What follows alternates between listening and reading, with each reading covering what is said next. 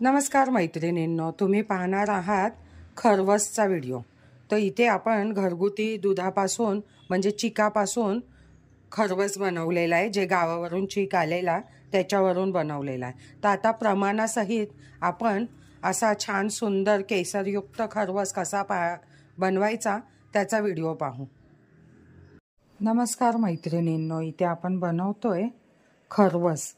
दूध आणलेलं आहे, म्हणजे मला दिलेलं आहे आमच्या शेजाऱ्यांनी।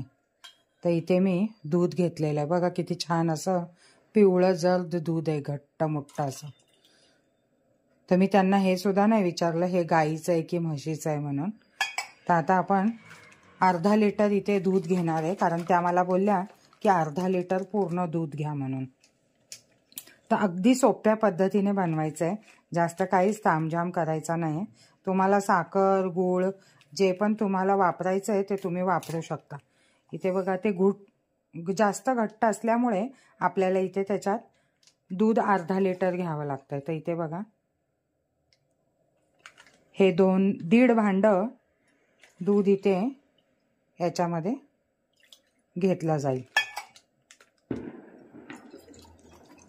बरोबर 1.5 भांड झालेलं आहे।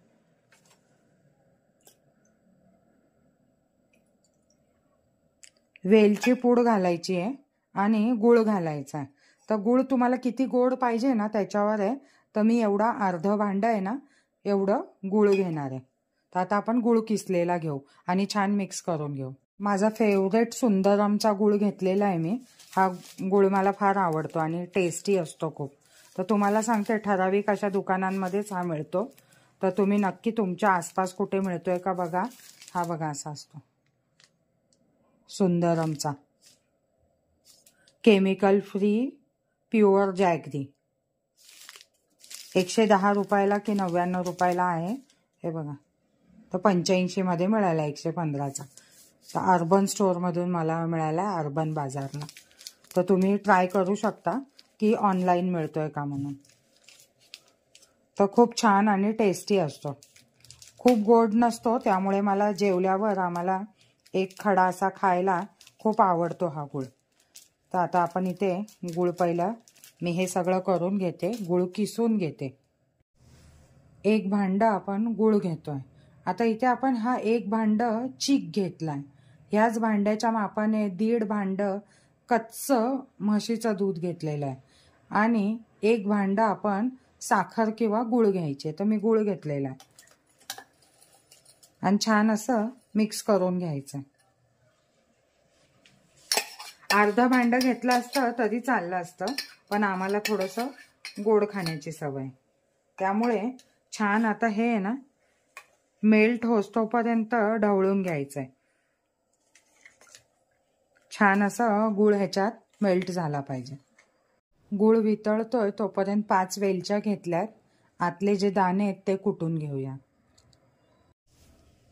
मस्त वेलची पूड झालेली आहे, ती घालूया। फ्रेश घातली ना की छान वाटते। आणि इथे गूळ पण वितळायला लागलेला आहे, अजून थोडा व्यवस्थित वितळवून घेऊया। अजिबात गुळाच्या गाठी शिल्लक नाही राहिला पाहिजे। इथे आपण कुकर छान गरम करून घेतलेला आहे बघा। आता वेलचीच आहे फक्त आणि मस्तपैकी हे तयार आहे। गूळ वितळलेला आहे, तुम्ही साखर पण घालू शकता।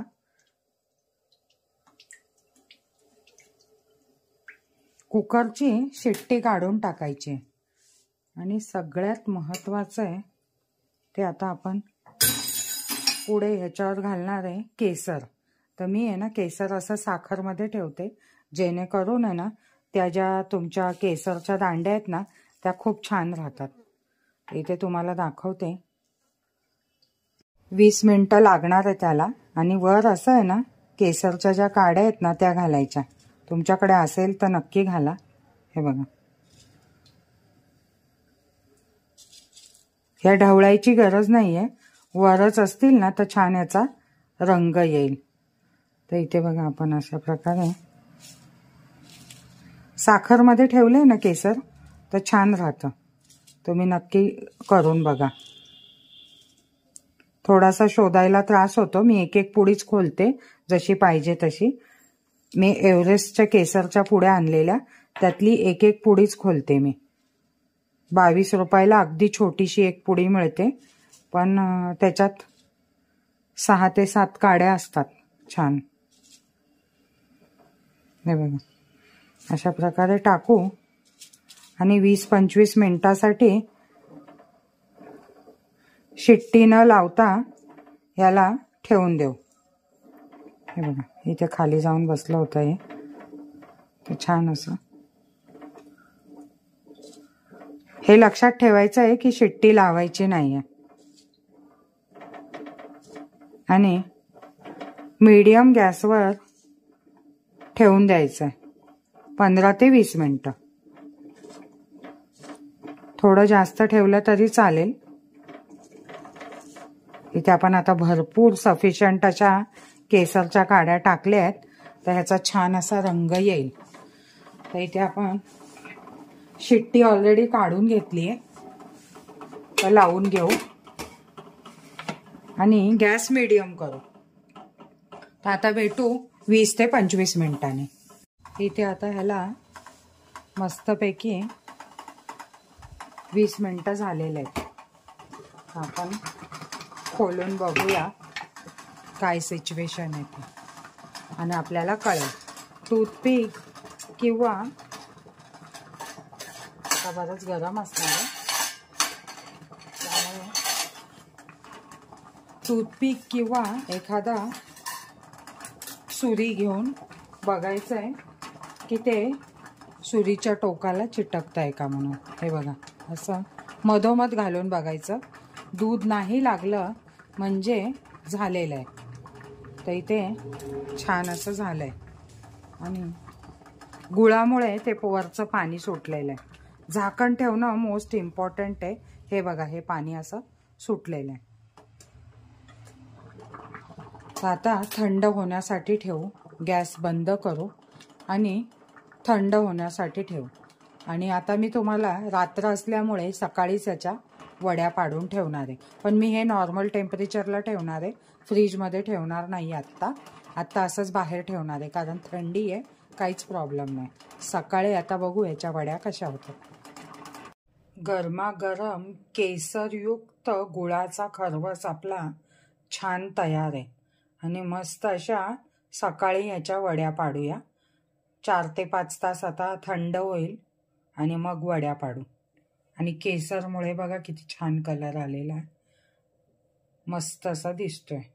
होप सो टेस्टी झाला असेल, कारण हा घरच्या म्हशीच्या चिकाचा आहे, त्यामुळे खूप छान असा झालेला आहे.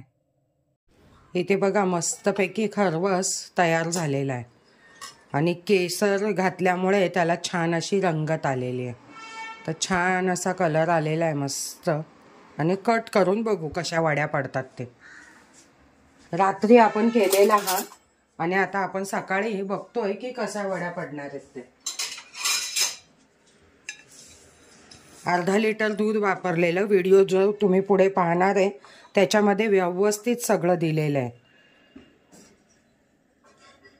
हे बघा,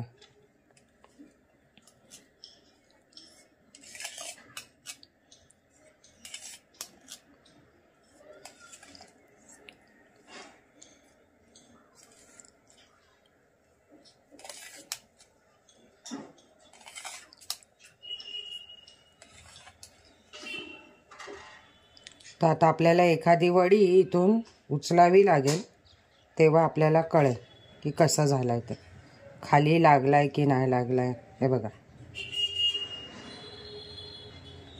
छान असा खरवस आपला तयार आहे आणि बघा सगळ्या साईडने व्यवस्थित झाला. तर मस्त असा खरवस तयार आहे.